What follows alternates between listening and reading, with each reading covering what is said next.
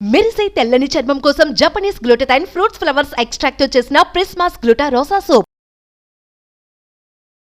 నమస్తే రమగారు. నమస్తే జయ. రమగారు, ఆహారం, ఊబకాయం, ఎక్సర్సైజ్, ఈ మూడు ఒకదాని మీద ఒకటి ఆధారపడి ఉన్నాయి. ఎక్కువగా తినేయటం వల్ల లావు అవుతున్నాము.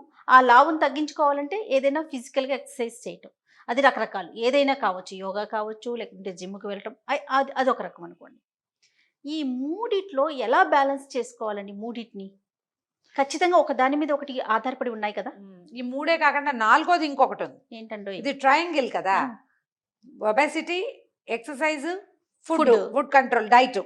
ఈ మూడు కాకుండా హెల్త్. ఎస్, వీటికి ఈక్వాలిటీ పెట్టి హెల్త్ పెట్టాలా? అంతేనా? అంతే కదా. ఏంటంటే ఆరోగ్య సమస్యల వల్ల ఊబకాయం వచ్చే వాళ్ళు కూడా కొంతమంది ఉంటారు.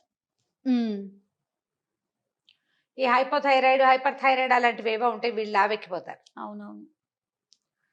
దానికి మనం ఏం చేయలేం. తర్వాత ఈ పిఎస్సి, పీసీఓఎస్, ఈ పీరియడ్స్కి సంబంధించిన సమస్యలు ఉన్నప్పుడు కూడా లావెక్కిపోతారు. ఒళ్ళు వస్తుంది ఎంతో కొంత. ఒక ఏజ్ వచ్చేసరికల్లా పీరియడ్స్ సంబంధించిన సమస్యలు వచ్చి ఆడవాళ్ళకి ఊబకాయం వస్తుంది.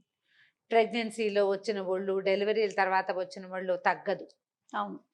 కొంతమంది జనరల్గా మనం ఒళ్ళు వచ్చింది అనగానే ఫుడ్ మానేయటం అనేది ఒకటి పెట్టుకుంటూ ఉంటాం మనం. అదొక ఉద్రేకం. ఆహారం ఏదో కొంచెం తగ్గిస్తాం, లేదా కొంచెం ఫుల్ డైట్ కంట్రోల్, పూర్తిగా అవాయిడ్ చేసేస్తాం. 2 కప్పు అన్నం, 2 కప్పుల కూర, పావు కప్పు అదేదో ఇలా తింటాం. అవును.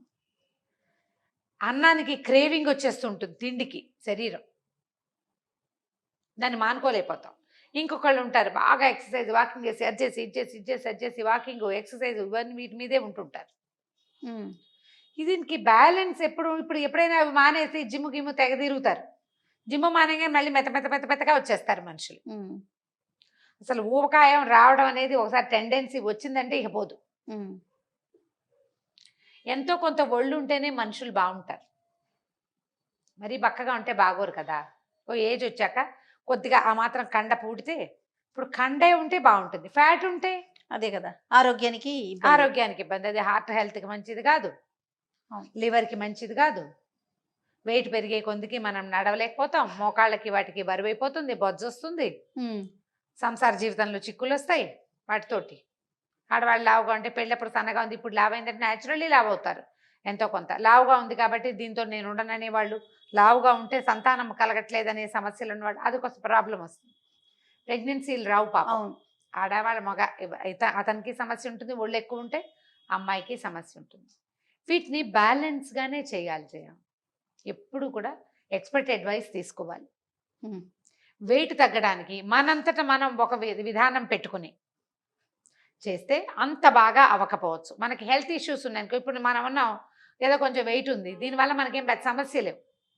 మనం ఉండాల్సిన దానికంటే ఒక 10 కిలోలు అంటే హాయిగా ఉండదు, ఏం కాదు. ఇంకా పెరిగితే కష్టం. అది ఎప్పుడు చెప్పుకుంటూనే ఉంటాం. అవును. 20 కిలోలు ఎక్కువ ఉంటే ఒక 4 తగ్గించండి మొదట. ఒకటి తగ్గించుకుంటూ రావచ్చు. దీనికి ఒట్టి డైటింగే చాలదు, ఒట్టి ఎక్సర్సైజే చాలదు. డైటింగ్తో పాటు ఎక్సర్సైజ్. ఆహారంలో కొన్ని అసలు ఉండనివ్వకూడదు. షుగర్స్లో ఆయిల్స్ కొంచెం తగ్గించాలి. ఫ్యాట్స్ అసలు లేవు, ఫ్యాట్స్ ఉండకూడదు. ఆయిల్ మంచిదే, ఫ్యాట్ వేరు ఆయిల్ వేరు కదా. అవును. అందులో కొన్ని హెల్తీ ఫ్యాట్స్ ఉంటాయి. వీటన్నిటికీ మనం ఒక న్యూట్రిషనిస్టో, ఒక డైటీషియనో, ఒక యోగా ఎక్స్పర్టో ఎవరితోటైనా మాట్లాడుకోవాలి కదా. ఖచ్చితంగా మాట్లాడుకుని ఈ ట్రయాంగిల్ని బ్యాలెన్స్ చేస్తే దీంట్లో ఉన్న 4th డైమెన్షన్ ఏదైతే ఉందో మనకు కనపడకుండా వెనకాల ఉండేది ఆరోగ్యం అది సెట్ అవుతుంది. వన్స్ అది కనుక లైన్లోకి వస్తే మనకేంటంటే ఫుడ్ క్రేవింగ్ అవి కొంతమందికి వస్తాయి జయ. షుగర్స్ డౌన్ అయిపోతాయి కొంతమందికి, వెంటనే షుగర్స్ ఇవ్వాలి. ఏదైనా సిచ్యువేషన్లో ప్రాబ్లం వచ్చింది, డిప్రెసివ్గా ఉంటే ఫుడ్ క్రేవింగ్ వచ్చేస్తుంది, ఎక్కువ తినేస్తారు. పని ఎక్కువ చేయాల్సి వస్తే ఖైరాన్ వచ్చిందా తినేస్తారు, ఆటోమేటిక్గా అదంతా నిల్వలో పడిపోతుంది. ఈ ఎక్సర్సైజులకి, ఫుడ్ కంట్రోల్కి టైం ఉంచుకోవాలి. అందరూ పెద్దవాళ్ళంతా చెప్పేవి 2 విధానాలు. ఎక్సర్సైజ్ ఎప్పుడు మార్నింగే చేయండి, దానివల్ల ఎక్కువగా ఫ్యాట్ కరిగిపోతుంది, శరీరం మన లోపల ఉన్న కొవ్వుల్ని వాడుతుంది, కొవ్వు కరిగిస్తుంది. తర్వాత ఫుడ్ రాత్రిపూట తినబోకండి. రాత్రి 6 తర్వాత ఇక అసలు తిననే వద్దు. మనం 1 గంటకు పడుకుంటామండి, 6 నుంచి 1 గంట దాకా ఆకలేసి చచ్చిపోమా అనిపిస్తుంది. కదా.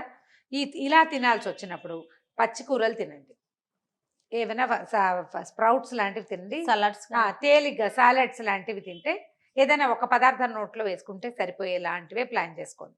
దీనికోసం ఏం చేయాలి, మనం ఈ ట్రయోలో ఉన్నామనుకో, ఉన్నప్పుడు ఈ 1 గంట పడుకుంటా 3ంటికి పడుకుంటా అనకూడదు, అర్లీగా పడుకో 10ంటికి పడుకోవాలి. పొద్దున లేచి ఎక్సర్సైజ్ చేయాలి. వన్స్ ఈ డైమెన్షన్ ఈ 3ని కరెక్ట్ చేస్తే 4th సెట్ అవుతుంది. మీరు రాత్రిళ్ళు నిద్రపోవటం కూడా ఒబెసిటీ తగ్గడానికి ఒక కారణం అవుతుంది.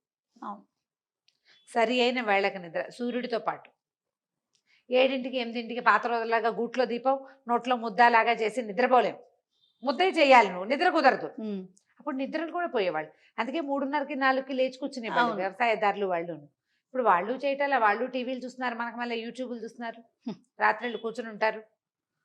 కనీసం 11 పెట్టుకోండి. డేట్ మారడానికి ముందే పడుకుంటే కొంచెం పొద్దున్న లేవగలుగుతారు, మార్నింగ్ ఎక్సర్సైజ్ చేయగలుగుతారు. పూర్తిగా వాకింగ్ కానీ ఏదైనా సరే పొద్దున చేసిన దాని ఫలితం సాయంత్రం ఉండదు.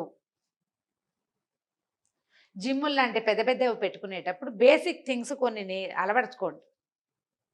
ముందు ఒక డైటీషియన్ని లేదా ఒక న్యూట్రిషనిస్ట్ని కన్సల్ట్ చేయండి. పొట్ట నిండాలి, క్యాలరీస్ ఎక్కువ ఉండకూడదు. ఫుడ్ క్రేవింగ్ వచ్చినప్పుడు వితౌట్ క్యాలరీస్ నేను ఏం తినచ్చు, మన శక్తిని బట్టి మనకు ఓపిక ఉండాలిగా, అవన్నీ కొనుక్కుందుకు మన శక్తి అనుసారం.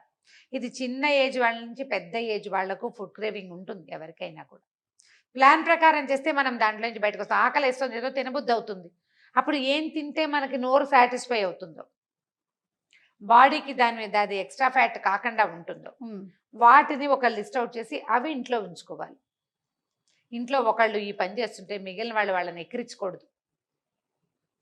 ఇవాళకి మానే డైటింగ్, ఇవాళకి హోటల్లో తినేద్దాం, ఇవాళకి పెళ్ళికి వెళ్దాం అని మిగిలిన వాళ్ళు కనుక వీళ్ళు కాలుపుచ్చుకు లాగేయకపోతే అప్పుడు వీళ్ళు కాస్త డైటింగ్ చేయగలుగుతారు. వైఫ్ అండ్ హస్బెండ్ ఇద్దరు అయితే ఇద్దరు కొంత డైట్ చేయండి, కొంత ఎక్సర్సైజ్ చేయండి, సరదాగా ఉంటుంది. అప్పుడు వాళ్ళ కోసం ఓ రకం, వీళ్ళ కోసం ఓ రకము అవ్వకుండా, అవన్నీ నేను చేయలేను అని మొండికెత్తకుండా ఉంటే కొంచెం ఫ్రెండ్లీగా ఉంటారు. కాస్త మన మధ్య కూడా కొంత బాంధవ్యం పెరుగుతుంది. ఇది ఒక ప్లాన్ ప్రకారం కనుక చేస్తే మనం ఈజీగానే ఒబేసిటీని జయించగలుగుతాం. వీటితో పాటు మనకి ఏ హెల్త్ ఇష్యూస్ వల్ల వెయిట్ పెరుగుతున్నామో చూసుకుని దానికి సరైన డాక్టర్ని చూసుకోవటం. అంటే ఒక్కదాని మీదే కాన్సన్ట్రేట్ చేస్తారు అమ్మగారు.